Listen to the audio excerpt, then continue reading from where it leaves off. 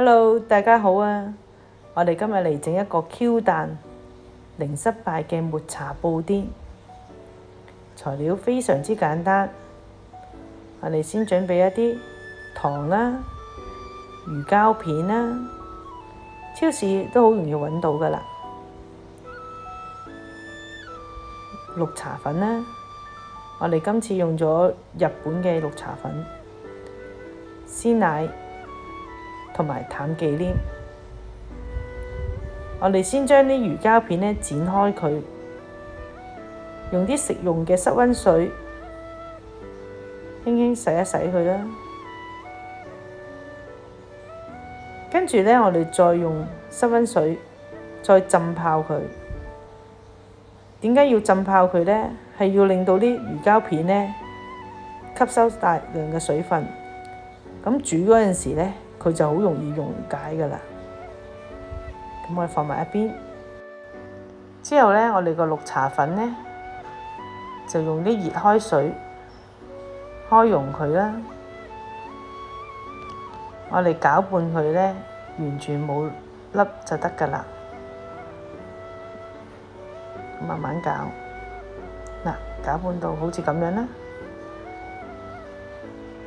跟住我哋將啲鮮奶同埋淡忌廉倒入個鍋度啦，用中細火去慢煮佢，千祈唔好用大火，因為鮮奶呢預熱呢，佢好容易起泡滾瀉嘅。咁我哋大概煮到佢60-70度就可以㗎喇。咁而家市面上呢，有一啲槍呢就好方便。嗱，而家70度啦。咁70度我哋就可以落埋啲糖啦，同埋魚膠片落去㗎喇。魚膠片浸泡咗水之後呢，佢就好容易溶解。咁我哋放落去，微微煮佢大概1分鐘，已經見到佢係完全溶解㗎喇。我哋就可以放埋啲綠茶粉落去啦。因為綠茶粉都比較索水啊，所以呢，我哋可以滗少少鮮奶落去，攪拌埋落去啦。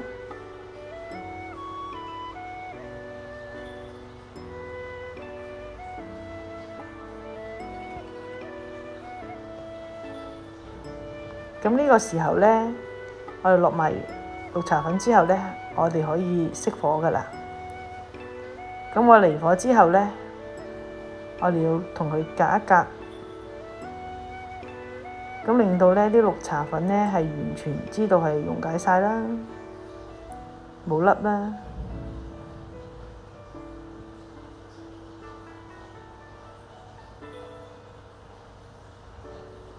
我哋都仲有啲少少沉澱嘅，咁我哋就攪一攪佢啦。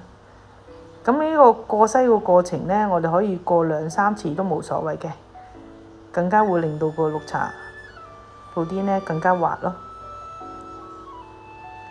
因為綠茶粉呢本身佢沉澱都會沉澱嘅，你擺一陣間呢，佢都會有啲沉澱物嘅。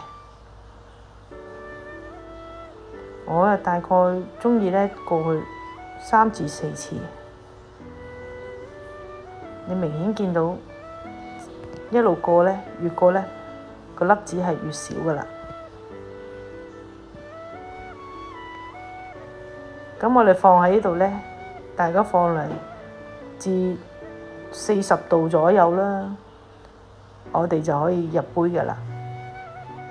咁但係入杯之前呢，因為鮮奶呢始終你凍咗呢，好容易起個薄膜啊。咁我哋入杯之前呢，我哋都會再過多1次篩，咁啊確保更加滑溜啦。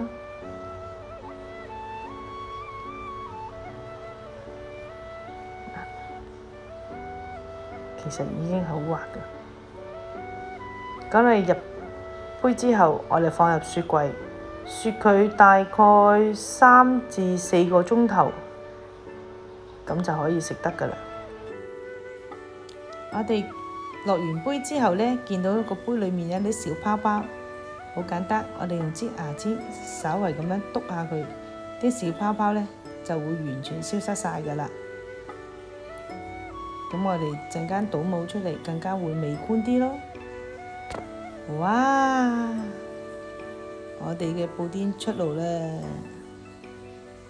咁我哋可以倒模出嚟啦，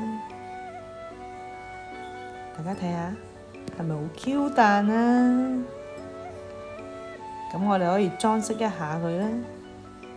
我哋用咗呢個蝶豆花，蝶豆花好有食用嘅價值，係有增強記憶力啦、舒緩壓力、鎮定情緒啦。我哋仲可以配埋呢個紅豆蓉，更加好味。希望大家鍾意我哋呢條片啦，幫我哋訂閱、點讚、分享我哋呢條影片出去。記得訂閱掣隔離仲有個鈴鐘仔，咁我哋下次有新片都可以第一時間通知大家。多謝大家。